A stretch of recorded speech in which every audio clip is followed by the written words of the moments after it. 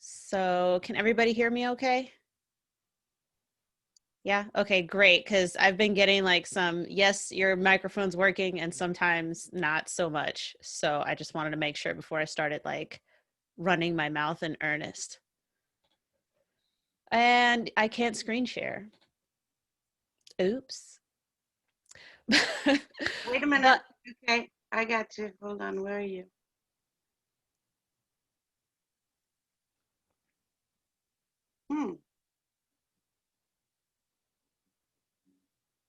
So today we're going to focus on guest podcasting as part of your marketing strategy. So if you're still wrestling with whether or not you want to start a podcast, one of the best ways to find out whether or not having your own podcast is for you is to go on other people's podcasts and see if you're able to get a return on your time spent. Awesome. Let's share the screen. And okay, so I'm gonna have to get rid of the chat, even though I like the chat. I'll make that smaller.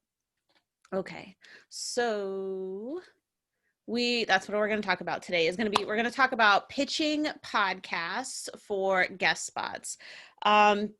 So if you're kind of thinking, that sounds very copy paste, that sounds salesy, that sounds spammy, then you're thinking of the wrong thing. So I've come up with a really awesome process for pitching for these spots that help get you in front of new audiences, helps you make connections from a position of authority.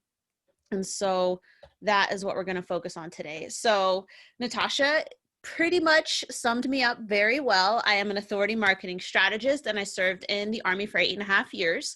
I did meet my husband while we were both deployed to Afghanistan. I became a federal contractor after I got out, after having my third child, and after having my fourth child, I decided to use my maternity leave to start my business. So it was kind of a, hey, if this doesn't work, I still have a job. But I had started doing things part-time and felt like, yes, this is it. This is what I want to do. And I haven't looked back. I started out as a freelance writer, but I saw a need in the market for more authentic authority marketing. I primarily work with coaches, consultants, agencies, and consulting firms. And that is what my clients were asking me. That is what they were upset about, is the lack of authenticity. And they were struggling to break through all of that noise to get to their ideal clients and attract them. So, and then, I own goats. That's something interesting about me that everybody seems to find fascinating. So if we connect on social media, you'll see pictures of my goats and my chickens and my ducks. And so that was my professional picture. And this is actually a picture I took with my brother. He came to visit over the summer. We were picking wineberries, wild wineberries from our property here in Crownsville, Maryland. So just to show you a different side of me when I'm not all polished, which is most of the time, if I'm being authentic. So I wanted to share some podcast stats with you because these stats are a really great indicator as to why you would want to look at podcasting or guest podcasting as a source of lead generation and as a way to build your audience. So what I would like for you to do is to take a look, if you haven't already read them, you probably have, and put the number, the 1, 2, 3, 4, 5 of the statistic that you didn't know or that surprised you the most in the chat. But just kind of walking through these real quick. So we're now at over half of the US population who's listened to at least one podcast. If you look at, the types of people who listen to podcasts, they typically have a higher income household. We're looking at about half of people from ages 12 to 34 who listen to them at least on a monthly basis. And then, of the half that listen to podcasts in the United States, we've got 37% who listen to podcasts at least monthly. And I'm going to bring up the chat. Okay. Yeah. Number 2's pop. Yeah. I mean, there's a lot more people who listen to podcasts than you would think. The other thing, though, is that even if someone doesn't listen to a podcast, if they see that you regularly appear on interviews, that increases your perceived authority in your space. So even if they don't listen to it, if you're sharing that you're doing these things, you're still increasing your perceived authority. And perceived authority, as it increases, so too does revenue. And they've done studies that show this effect in when somebody is making a sale, the higher their perceived expertise, the more likely it was that they were going to make the sales. So would podcasting work for you? I don't know. Are you targeting at least half of the United States? Right? Like your audience probably falls in there. Okay, so why do people go on guest podcasts? Or why do people like to guest on podcasts? There's three primary reasons that I've seen from my clients and kind of working in this space. One of them is authority marketing. That's my specialty. The other one is that the podcasts have a duplicate audience. And so you're looking to borrow that audience to grow your own audience. And so typically this involves setting up like a lead magnet, an ebook, or something that people can download after they've heard you on the podcast. And then search engine optimization is the other one, because a lot of interviews will often result in backlinks, which increase your SEO power. It increases your domain authority. Now, the beauty of this is you don't have to pick one. You can pick all three. And I encourage people to pick all three. The goal should, any content that you create, whether it's a guest somewhere else or on your own website, should satisfy as many of your business needs as possible. Okay. So like I said, these are the three primary reasons. And these reasons are how you're going to want to choose podcasts in the future. All right, so I'm going to see, I'm just going right into it. Just go right into it, and I'm happy to do one-on-ones, answer any questions, but we are moving through things kind of quickly. But this is my 4-step process. So I like to define my goals and qualify any potential podcasts that I will reach out to, and then we work on relationship development with those people, the pitch creation, which is very much not a copy and paste, although it can be somewhat templatized, and then looking at how you will promote and support your podcast hosts. So we're going to roll through those pretty quickly. So step number 1, define your audience and qualify different podcasts that you will choose to use. So you want to create a list, just kind of word vomit this list. You don't have to qualify them yet. Just make this list of podcasts that fit where you discuss things normally. So I often appear on entrepreneurship podcasts, marketing podcasts, sales podcasts, mompreneur podcasts. Recently, I was on a veteran entrepreneur podcast. So just kind of go out and you can just search, just do broad searches and build your list out. You want to qualify the podcast based on your goals. So if a quick example, if search engine optimization is a goal, if you want to increase your domain authority, so you appear higher in the search results, what you want to do is look for podcasts who also place the episodes on their website and give you a link, at least one link back to your website. There are plenty of podcasts that do not do this. And so if SEO is your goal, you want to make sure that they do, so you're getting that power. Now, they will link back to you in the podcast notes, but Google knows that that's what people are doing. And so so my podcast is hosted on Anchor. I will put your links in Anchor, but Google knows that Anchor is a podcast hosting platform. So what I also do is I take my guest episodes and put them on my website and give them links from my blog. That backlink is way more valuable. So, and also if you're just getting started, tap your network. It's just like with speaking opportunities. See who you know who can help you out and help you build your experts portfolio. Relationship development. So you've built this list of podcasts, you got to try and go through them. What are you going to do? Okay, so go through them, review some of the past episodes, take a look at the guests. If the guests look pretty different from you, then that's a sign that, and when I say look, I don't mean like look, I mean, think of your, expert profile, right? Think of who you are as a professional. And if these people sound differently than you, that could be a marketing point. If they've had people who have a lot of different varying backgrounds, you could fit in pretty well right there. The past guests can show you what it is that they're looking for. Review the host's social media and connect with them when possible. Connect with them on LinkedIn, comment on their stuff, show them that you're paying attention, engage with their content. But listening to even 3 minutes of one episode will help you with the next step, which is pitch creation. So when you're creating your pitch, try to match the energy of the podcast host's content and their show. If they're, if they're kind of more like me and they're like, woo, yeah, we're entrepreneurs. Like there's one podcast that's called Entrepreneurs on Fire. If you send them a pitch that sounds super, pinned up and super uber professional, they may pass on you. Although I think Entrepreneurs on Fire tries to do like one episode a day, but I digress. But if you can't match their energy and show them that you're on their level or can at least mirror, right, what it is that they're looking for their show, they'll probably pass on you. Because as a podcast host, as well as somebody who guests on podcasts, I can tell you there's nothing like the worst thing that could happen to me is not a technological failure. It's not anything. It's about spending an hour with you and you were boring or you weren't what I expected. Right? So like if you get on Harvard Business Review, you probably got to rein it in a little bit because Harvard Business Review does have their own podcast. So that's why it's about matching. So you always want to give your host, what it is that they need to keep their audience happy. So you want to showcase your expertise or your experience and your talents as they would bring value to the host. Always frame everything with how they give value to the host and how they give value to the host's audience.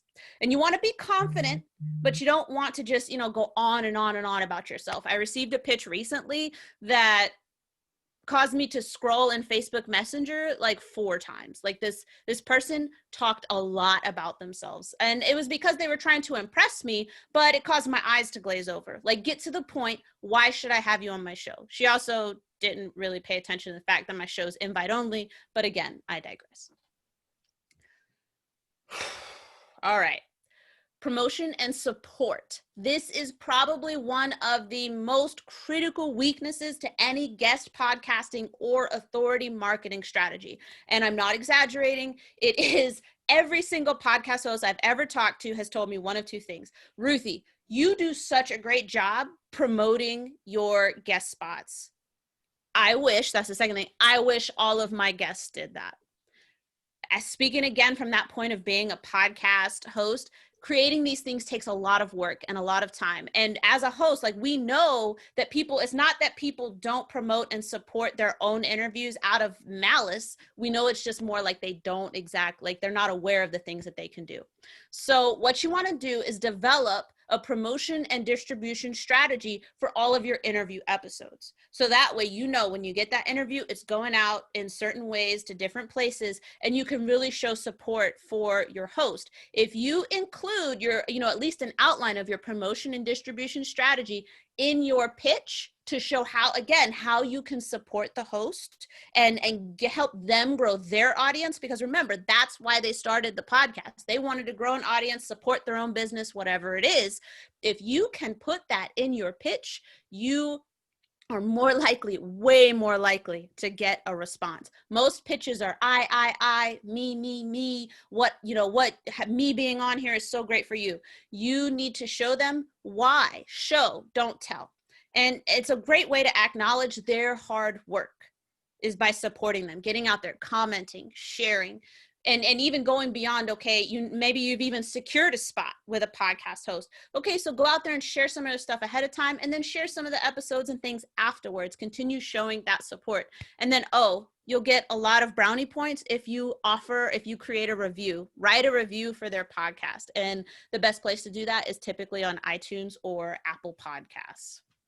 So just real quick recap. Your first step, define your goals for your business. Why do you want to be on these different podcasts? How does that support your marketing and business goals? And then qualify those podcasts. If your goal is authority marketing and the podcast audience doesn't line up with the audience that you're trying to build authority with, then that's maybe not a good move for you. Relationship development. How can you use social media to establish some rapport with these hosts? They get a lot of pitches, so you want to stand out. When you're creating your pitch, do so after you've listened to at least a little bit of an episode and taken a look at the guest list, and then consider how you can promote and support your episode should you be granted one. And then do the promotion and support. It's great for them, but it's also great for you. If you do 50 interviews in a year and you tell no one about them, What have you really done? It's like the whole tree falls in the forest thing. Nobody can hear it. Did it actually fall? Did you actually, I mean, yeah, you wasted all of that work by not promoting your episode, but then also not supporting your host. And so if you'd like to learn more, I'm more than happy to do one-on-ones. I've got an ebook on authority marketing that I've written up that helps you kind of walk through the steps to creating your own authority marketing strategy. And then my blog and my podcast are chock full of a lot of marketing, entrepreneurs, sales, mindset. I've had some great guests on my podcast. So there's a lot of information there for the small business owner. And find me on LinkedIn, connect with me on Facebook. I am more than happy to. I post a lot of videos and other content, and in my very authentic way, I love to make people laugh. So I'm pretty sure you will find something that makes you laugh on any of my channels. So that is what I have for you today. And I wanted to thank all of you for listening. I'm going to check the chat now. So Yes. May I ask a question? Yeah. yes, of course, of That's what I wanted to course. say. I ran through it kind of fast because I hate going over time. So if there are questions, I'm happy to answer them now as well. So what happens if somebody is not interested in, I mean, they are interested in the results, but not in the actual work on that? Okay, so what I'd have to ask is, are you interested in doing the interviews, but not the subsequent work, before and after actually landing that interview? So I would definitely be interested in the interviews. However, it sounds like, it sounds like a second profession to invest into social media, and not everybody is up to it. So how do you create it without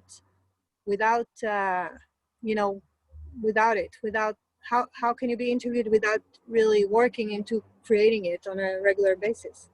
Because not everybody's up to it. Like I like Facebook for my personal stuff, not for, Absolutely. So social media is one channel, but I can see that you're in BNI. So BNI is going to be a pretty awesome channel for you. So even, including your interview links and such in your email marketing, or when you're having a meeting and you're, distributing that way, it's really about making sure that the people that you engage with on a pretty regular basis are aware of the things that you're up to. It's pretty often, right, in our entrepreneurial circles where people are like, oh, I didn't realize that you did that. And so that's really what it is to get away from. So if you already have a network, you already have people that you talk to on a regular basis. And so, if your group uses email marketing, emails are a great place to put any sort of authority links that you've acquired. When you have your Zoom type meetings, or, even posting it in any groups that you may be in that are related to your network, right? The thing is, though, is with the way that things are now, it's if you don't already have the network, then it's hard to imagine not using social media. So if you already have the network, then you're in a much better place than someone who does not already have that network. Great, thank you. I really enjoyed your talk. Thank you. Thank you. Hey, so I just want to piggyback on that one too, a little bit. Ruthie spoke in my group, and it was really cool because Ruthie came and she brought like 3 people, that are already in her network to help support her on that one. And Ruthie, I thought that was awesome. And I haven't had any other speaker that come on to my group that's brought like some of their own support on there and their own people to do that. And I can't tell you how many times, like Natasha, I'm sure you see it when you have people that are in this group that are coming to speak. Like they're not like telling people about it, because people like then are like, oh, I'm just bragging. I don't want to be humble bragging that I'm out there speaking on different things. But no, get the word out there. Like everyone on here, you guys all have a network because you all know Natasha. So by doing that, if you guys are out there, like tell people, hey, I'm getting ready to speak. I'm getting ready to do something else. Like that's huge to get those words out there. And Ruthie, you do it phenomenally. And those people who follow Ruthie, they're all like, oh yeah, this girl, I mean, she's on fire. So Ruthie, I'm a huge fan. You're doing great. She does do a great job of that, Ruthie. And right today, even as an example, Tyler is here because of Ruthie, and so is Marsha. So I can attest to that. I mean, I know Tyler, but he hasn't been on my show before on our networking event. So. And just because I know we talk a lot about, being of service, So one of the people that I invited when I spoke with Sage's group, the No Agenda Business Chat, I invited that person, but he connected with Sage, who connected him with someone else that just blew his mind, right? Talk about being of service. He's like, I might have a whole new partner for my business. And Yeah. they do. Like, They do. They're co-partners now. I mean, it's yeah, awesome. like, and that was just because I invited him. So you never know who you're going to be able to connect, but it is, at a minimum, it was a way for me to show support for Sage and the group that he's trying to build. And so always look at it from that perspective. You're not bragging. You're not, just, showing everybody how great you are. It's more about being of service and helping establish those connections, which we need even more now. True. And just to add on, I resonate with what Sarit says too. I'm in a love-hate relationship with my social media, but I realize it's an amazing platform. And Rick and I just recently did a podcast, and it was all of that. It was watching a few podcasts before, seeing what it was like, learning the style, learning the people, studying for our podcast. I had like notes on my whiteboard, like sitting in front of the table. I mean, it was just insane. And then afterwards, where to post it, what to do with it, send it to the grandparents even, like everybody's got to see it. So everything you said was on point, so amazing. And we just have to really get good at it. And yeah, once you have that process, it will not feel nearly as overwhelming, and you'll get more practiced even at delivering what it is that you want to say. And then you'll know exactly how to promote and distribute, and you will be able to do it without nearly as much brain power. I do have a question. When you pitch, do you go to a website where a lot of people have their podcast already listed and you just do it there? Or do you have to find those individuals, each individual, when you're pitching them? I do a combination. Sometimes I do run across those types of directories, those types of resources. They have some Facebook groups that you can join. But I found that that's really good for when you're just starting out. But when you've kind of built up your experts portfolio and you've gotten, kind of several interviews and speaking engagements, you'll be aiming for the bigger podcasts, right? Who won't feel the need to be on the hunt for guests because people typically come to them. So even if you're just getting started, if you got your eye on, like a big marketing podcast, right? Like that would be of interest to me or Sage, a big marketing podcast, develop the relationship now so you have time to nurture them along. And then when you pitch, it's much better received because they receive a lot of pitches, but not necessarily a lot of people who want to build relationships. awesome. And those people are power nodes. The longer somebody's had a podcast, they become a power node in your network, and they have the ability to introduce you to so many other people because of their work on their own podcast. So very valuable connections in your network as well for relationships later. Awesome. Ruthie, thank you so much. You guys, I really encourage you guys setting up a one-on-one with Ruthie. I certainly want to talk to you again about podcasts and all. And I mean, this was very valuable information. Thank you so much. And I actually